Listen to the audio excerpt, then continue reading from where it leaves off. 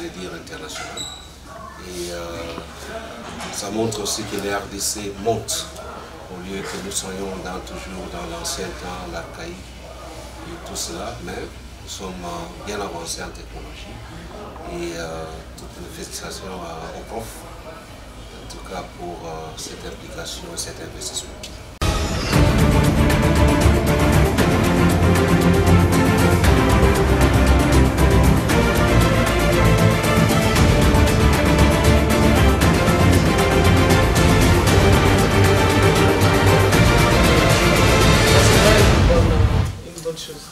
Parce que ECA est vraiment suivi, hein, parmi les chaînes qui sont suivies en province. ECA en fait partie.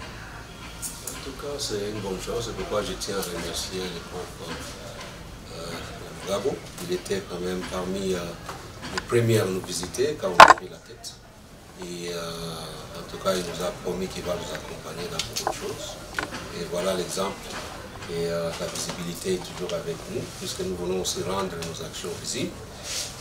Tellement nombreux, branchés à la fréquence de la référence de l'information à l'est de la RDC, ECA, à 94.1 MHz. Nous sommes heureux ce jour de recevoir dans nos installations les coordonnateurs nationaux du programme de désarmement, démobilisation, relèvement communautaire et stabilisation, PDDRCS, M. William Kapoukou. Bonjour. Bonjour. Aujourd'hui, dans les installations de la radio-télévision ECA, quelles sont vos impressions? En tout cas, je suis très heureux d'être dans les installations des RTK, qui est vraiment qui répond vraiment aux normes internationales de la radio et de la télévision. Et je remercie du fond de mon cœur l'initiateur, le prof Nyamugabo, qui était quand même le premier à nous visiter quand on a pris la tête du PDDRCS.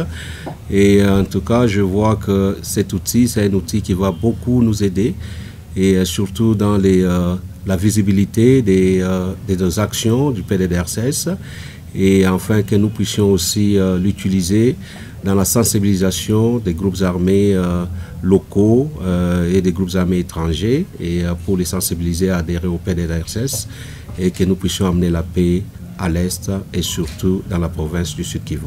Merci. Je rappelle que vous séjournez dans la ville de Bukavu depuis hier. Vous avez un message particulier adressé à ces groupes armés qui vous suivent à pareil moment dans les différents coins de la province du Sud Kivu. Je demande, permettez-moi d'abord de rendre un hommage mérité au chef de l'État, qui est l'initiateur du PDDRCS. Il est lui-même le président du comité du pilotage du PDDRCS, et pour sa vision de créer le PDDRCS afin d'absorber beaucoup de groupes armés et ramener la paix, la cohésion sociale et les développements sociaux, économiques et la stabilité dans la province du Sud Kivu et sur toute l'étendue de la République du Congo. Je remercie également les efforts loués par notre Premier ministre, Madame Judith Suminwa-Tuluka, pour son soutien au PDDRCS. Elle est elle-même la vice-présidente du comité du pilotage du PDDRCS. Alors, je demanderai à tous les groupes armés que nous voulons la paix.